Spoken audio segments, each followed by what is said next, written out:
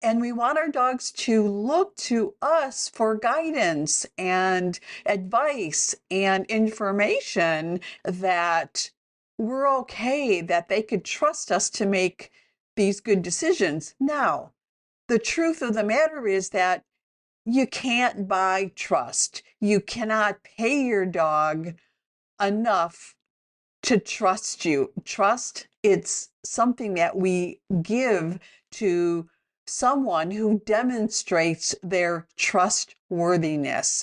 And so when we try to pay our dogs with treats or games to look to us in challenging situations, all we're really doing is distracting our dogs from how they really feel. And while we do that, we're covering up the truth.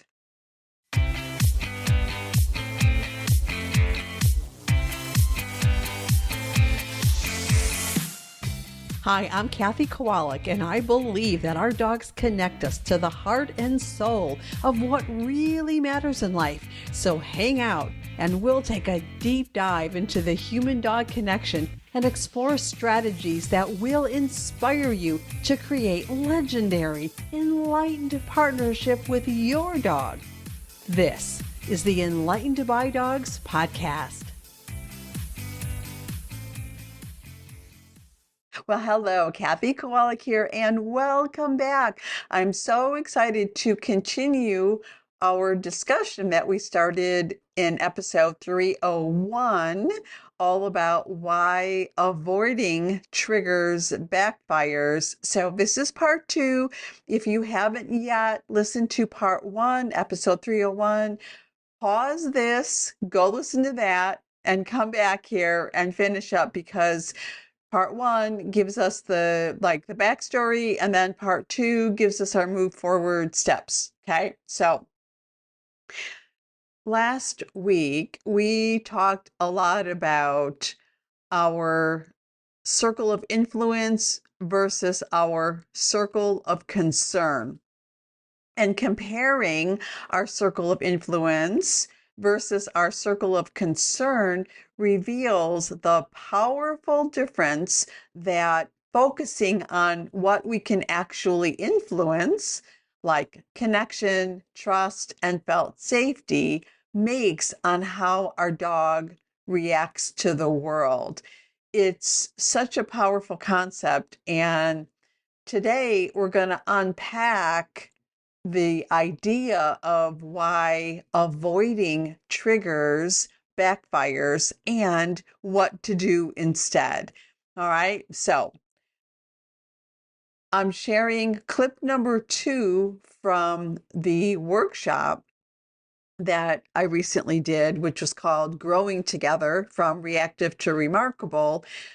And this second clip is just a small piece of the big workshop. It was, I think, a total of 12 or 16 hours, something like that, of training. So I had 3 different workshops where I presented information, and then we had exercises, etc.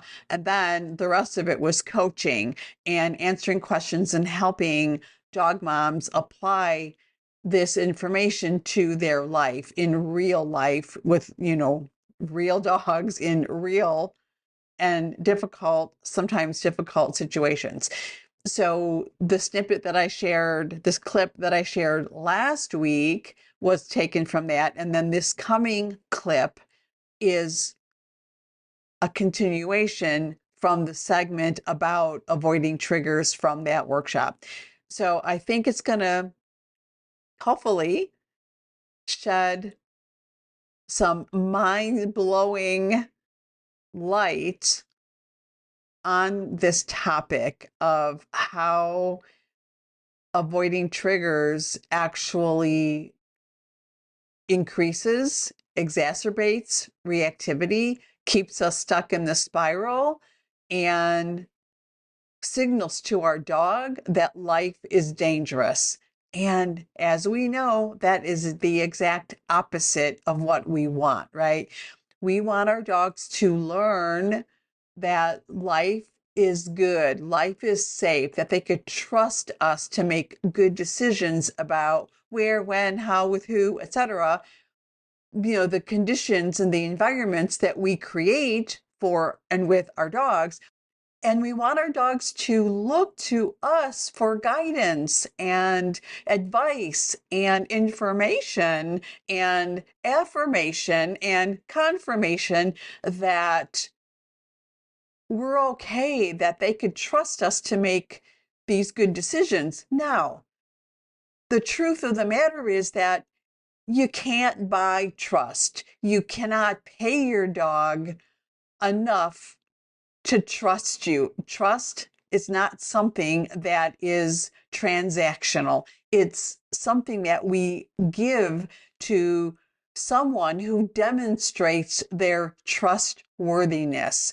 And so when we try to pay our dogs with treats or games, for example, to look to us in challenging situations, all we're really doing is distracting our dogs from how they really feel. And while we do that, we're covering up the truth. We're glossing over what's really happening under the surface. We're pretending that our dog is genuinely finding us to be trustworthy because we're shoving treats in their mouth when they look at us or distracting them with a game. Do you know what I'm saying? And let me just say that one more time. You can't buy trust. Trust is earned, and trust is earned by being trustworthy.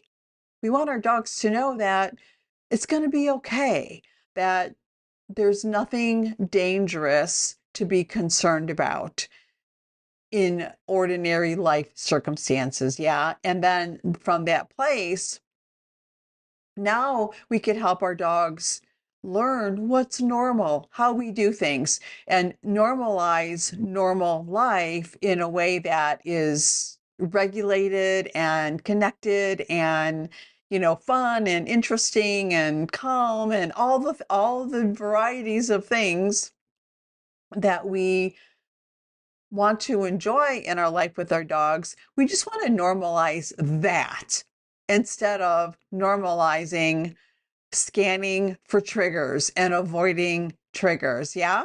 Okay. So let me share this clip and have a listen, take some notes, and I'll see you on the other side. Back to the social connection. What does avoiding mean?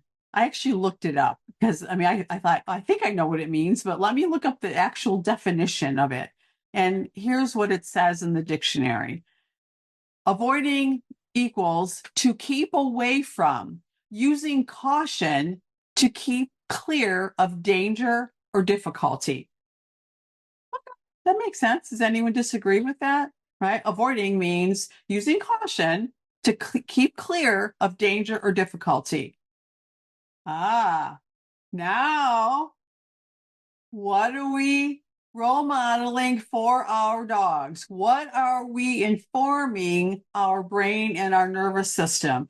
Oh, we're actively avoiding things which cues danger, danger, danger. We might as well just put a big red siren in our brain and in our dog's brain. Danger, danger, right? Things to look out for. We need to avoid these things, right? So we are cueing danger to our own brains and nervous systems and to our dogs when we avoid. We do not, that is not what brilliant partners do. We do not avoid. Okay. You can't lie to your dog, and you shouldn't even try. That's one of our big mantras. This is a philosophy. This is what I call a partnership principle. It's just a fact. Your dog is so attuned to you, and both consciously and gathering, observing, learning, etc., but also biologically, nervous system to nervous system, right? You can't lie to your dog. And you shouldn't even try, because when you do, you are incongruent. Nothing is lined up. What you're thinking, what you're feeling, what you're acting out, your behavior is not aligned. It's incongruent. When you are lying to your dog, pretending, faking it till you make it, whatever it is that you're doing consciously, you're not available for connection. Why is that? Because when you do that, you're already in protection mode. When we're in protection mode, we are not available for connection. And so your dog is like, you just like, your dog's out there lost and lonely with no one to connect to, no cues of safety and connection. You're just leaving your dog out high and dry, hanging there with cues of danger. Yeah? Okay. Your dog's not going to understand. Your dog will feel unsafe. And boom, switch flipped. Okay.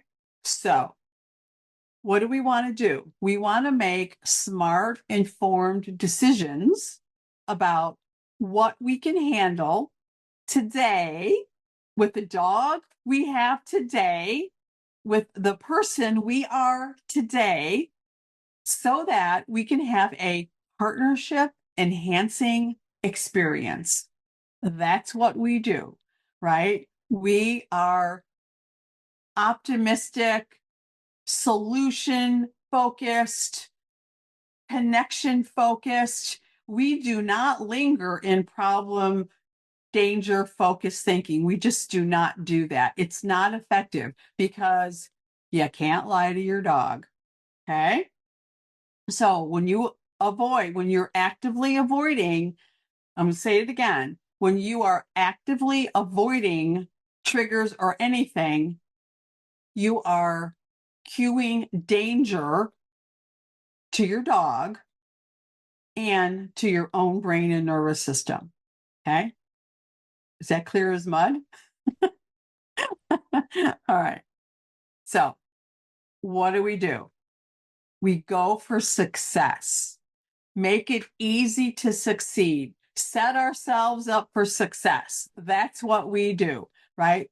What we want to make failure nearly impossible. We want to bank trust and confidence.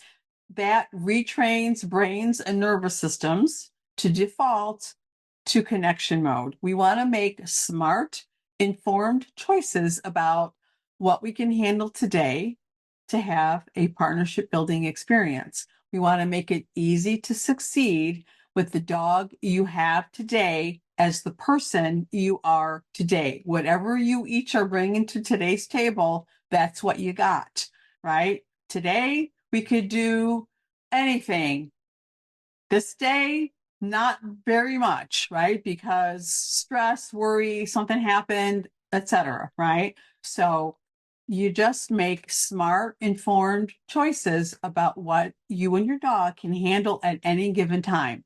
That's it. Rinse and repeat, right? This is how we create that life. This is how we help our dogs to learn what's normal, that all those things that are disturbing and stressful and worrisome and that trigger reactivity are nothing to be concerned about, right? And we don't test ourselves and test our dogs by putting ourselves into circumstances that we're not pretty sure are going to be learning experiences. Now, yes, learning is a bit of a stretch, right?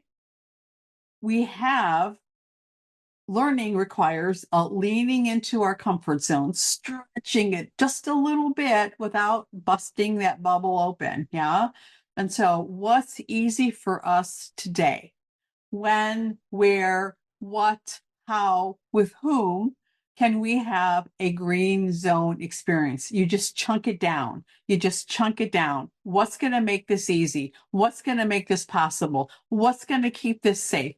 What and if you keep doing that every day, your reactivity spiral is just going to dissipate like fog in the wind. Yeah. So here's a metaphor. if you, let's say you live on the coast or you live on a lake, water, right? And you and your family are like swimmers, like you swim, you go, you do water things, right? And you have a child who doesn't yet know how to swim, right? What you're not doing is fretting about and you're not being consumed by avoiding large, dangerous bodies of water. That is not how you're going about your day, right? What you and your day and day and day and day. What you're doing instead is you're facilitating successful experiences in water that stretches skills and stretches comfort just a little regularly about learning about swimming. Yeah. Maybe first in the bathtub, I don't know, then in a wading pool, and then in a bigger sloping pool wearing, water wings, a flotation aid, right? You see what I'm saying? We're focused on what do I want? Where am I going? What do I want to normalize? What do I want my dog to learn about this? What do I want my child to learn about bodies of water and swimming and staying safe and how to keep yourself afloat? Right? We're focused on what we want, not what we don't want, because what we focus on is what grows. Right? So if we're focused on avoiding, what grows is avoiding. Should I say that again? What we focus on is what grows. It's just physics. It's the law of our universe. It's unavoidable as long as you live on Mother Earth. This is what we've got to work with, right? So what we focus on is what grows. If we focus on avoiding dangers, looking for dangers, avoiding dangers, what grows is avoiding dangers, looking for dangers. That's what grows. If we focus instead on staying connected, staying safe, having enjoyable, wonderful green zone experiences as we learn how to expand our skills and our comfort. You see what I'm saying? Then that's what's going to grow. That's what's going to expand. So growing together is growing our green zone skills, growing the skills together that enable us to navigate life successfully. Okay. You see what I'm saying? I hope that makes sense. And so we're making it easy, so easy to have success, building trust and confidence and skills, all while staying as much as we can in the green zone, in connection mode, because that's the only state where learning can take place. There's just no value in anything else because there is no learning. The only thing that's happening if we repeatedly, we've been talking about this, if we repeatedly put ourselves and our dogs into circumstances that are beyond our current capacity or capability to stay green, the only thing that anything is learning is that our brain and nervous system, our autonomic system, is learning that life is dangerous and we should just give up trying to look for safety and connection. That's the only thing that's learning, that anyone is learning. You are not getting your dog used to something when you do that. It's not going to get better. It's only going to get worse. I hope that makes sense. Okay. So just like the title of this workshop, right? Growing together from reactive to remarkable, right? You're making choices based on the question, how can we successfully grow together? How can we grow from reactive to remarkable? Will this be an experience that nurtures our seedling to fully blossom? That's what we're doing. And yes, we need help with that. There is no doubt about it, right? And so will this be an experience that nurtures our seedling to fully blossom? And a twist on that would be, how can I make this experience one that nurtures our seedling to fully blossom? Right? What can I tweak? What things can I change? What can I What different choices can I make? Sometimes in the moment, but more often getting ahead of it. What choices can I make that are going to nurture our partnership and our connection and our felt safety? Yeah. And normalizing, this is what we do. Like, you know what we do? We walk together through the world, and the rabbits and the squirrels and the deer that run past and the coyote that is chasing the deer and the other dogs, what all of that, none of that involves you chasing anybody. Like, that's not what we do, right? Just like all the wild animals, you don't see a group of elephants, a herd of elephants, whatever it is, a pack of pachyderms. You don't see a herd of elephants moving from, one location to another in chaos with the youngsters or the adults chasing things or running away from things. And you don't see that with lions or any animals. It's orderly, it's organized. It's like, if it's hunting time, we go hunting, right? If it's foraging time, we go foraging. If it's walking along together to the next place time, we walk together. If it's resting time, we rest together. You know what I mean? It's just natural, right? And so that's what we do.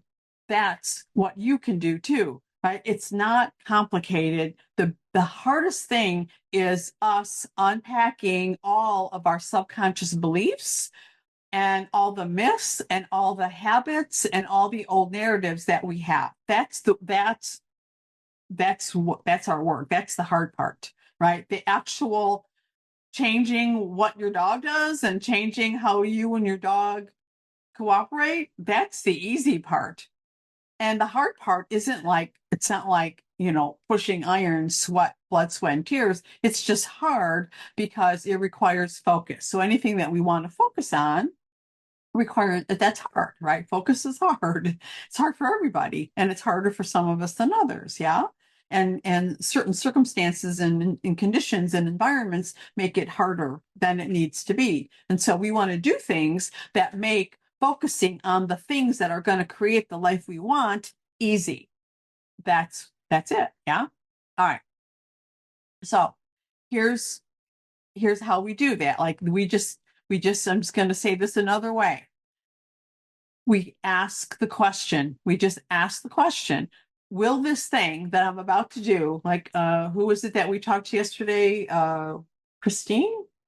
I kind of mixed up Kristen and Christine in my mind, but one of the lovely ladies that wanted to take her dog into Home Depot, right? We're asking, when I get my dog out of the car and start to walk into the store, is this building, when I'm thinking about doing that, I'm asking, will this be a choice that builds trust? Will it be a choice that builds confidence?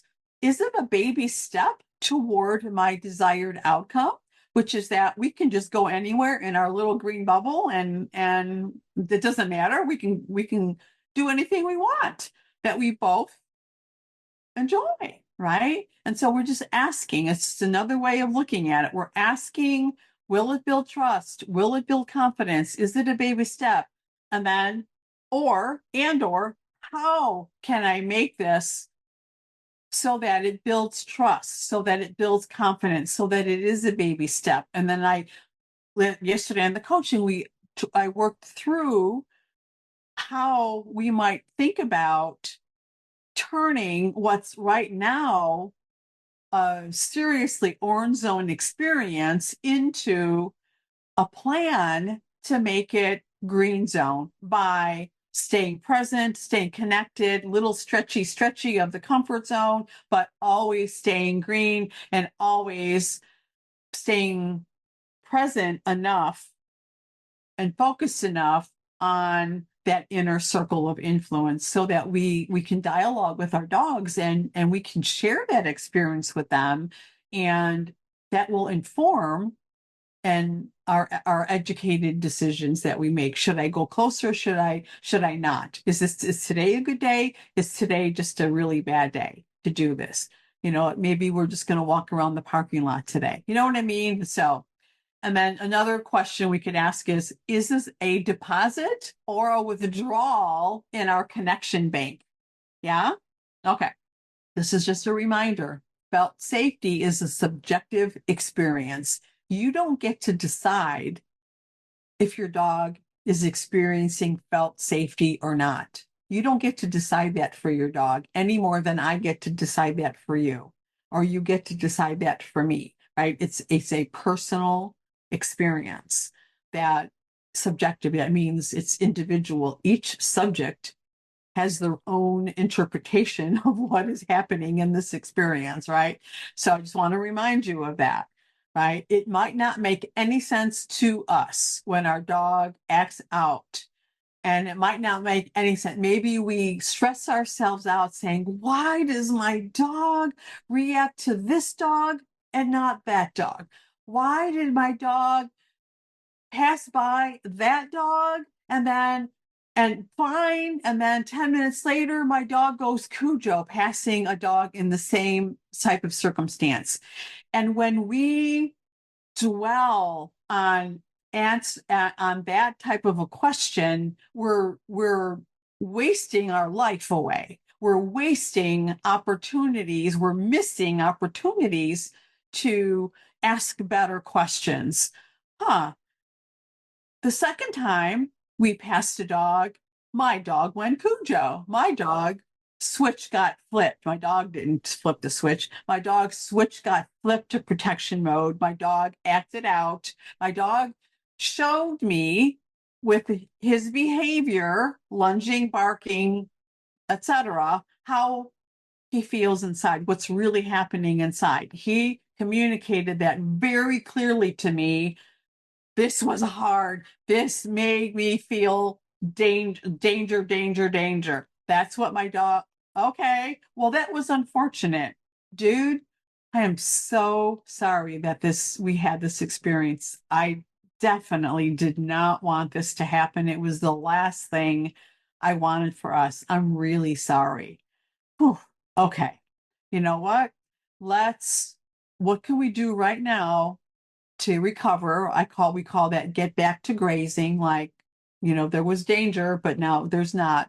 You're cueing that. That's you cueing felt safety. When you say, like, just like I picture like a herd of wild antelope, right?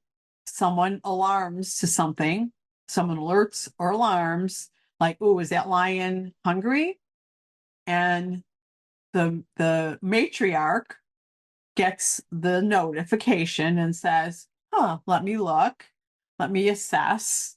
Nope, looks good. Everything seems fine. That pack of lions is just passing through. They just ate. Sorry, Mrs. Wildebeest, but thank you for, giving us a pass here today. You know what I mean? And so the way she communicates that is obviously not with her words or with her thoughts, but with her felt safety. And because everyone is connected to her, she puts her head down and she goes back to grazing, thereby communicating we're good. We don't need to activate protection mode and run or fight or both. Yeah? Okay. So remember that as we consider these questions, that your dog is getting cues of safety from the outside, their inside, how do they feel inside, and in between.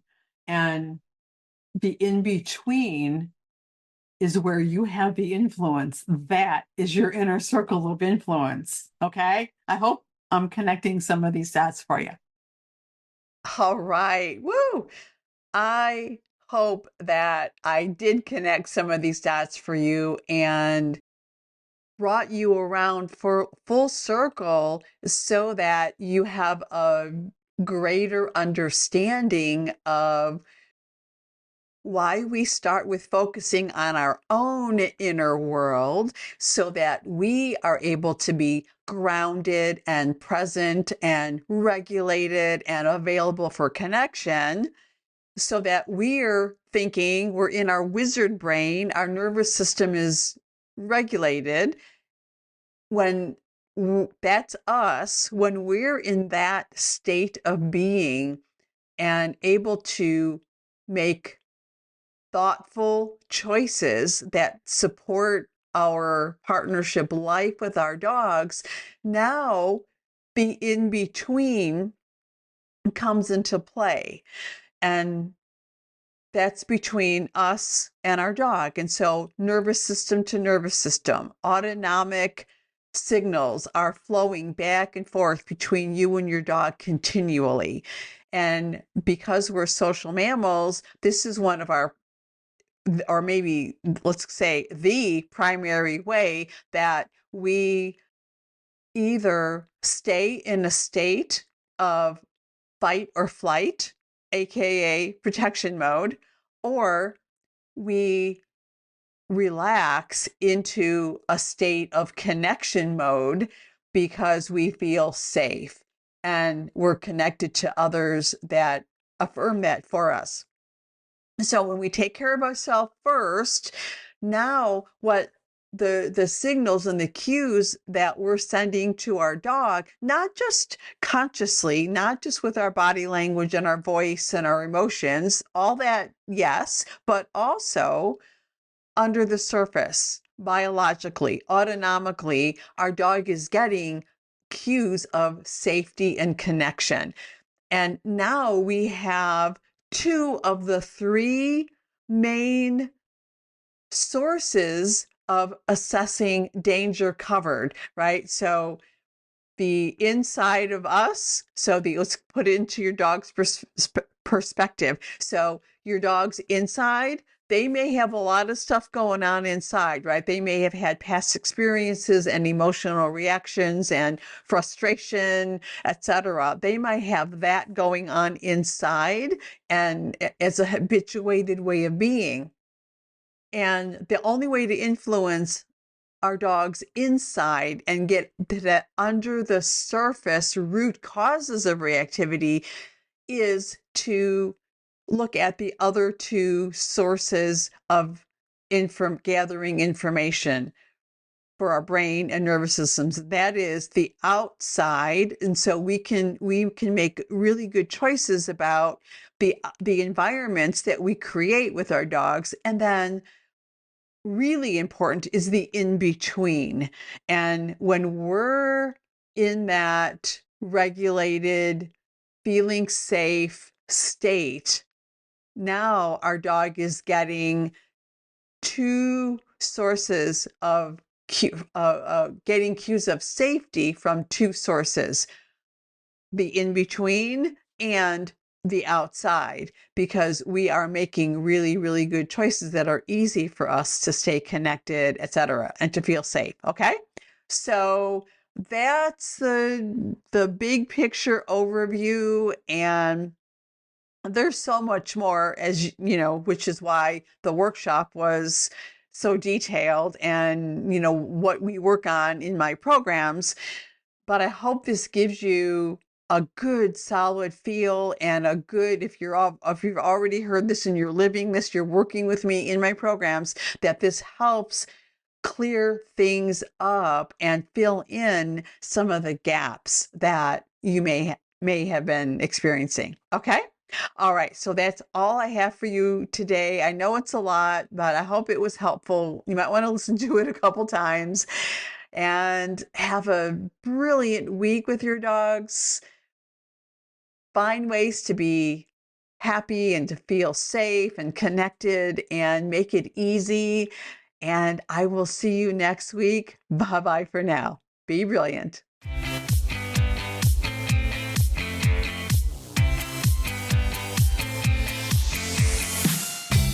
Thanks so much for listening. And hey, if you would like to work with me so that I can help you discover the missing pieces you need so that you and your dog can finally be happy and enjoy life together, then head on over to dancingheartsdogacademy.com and request your invitation to join us in the Brilliant Partners Academy when the doors open for the next enrollment. See you next time, and remember, a brilliant partnership with your dog makes your whole life brilliant.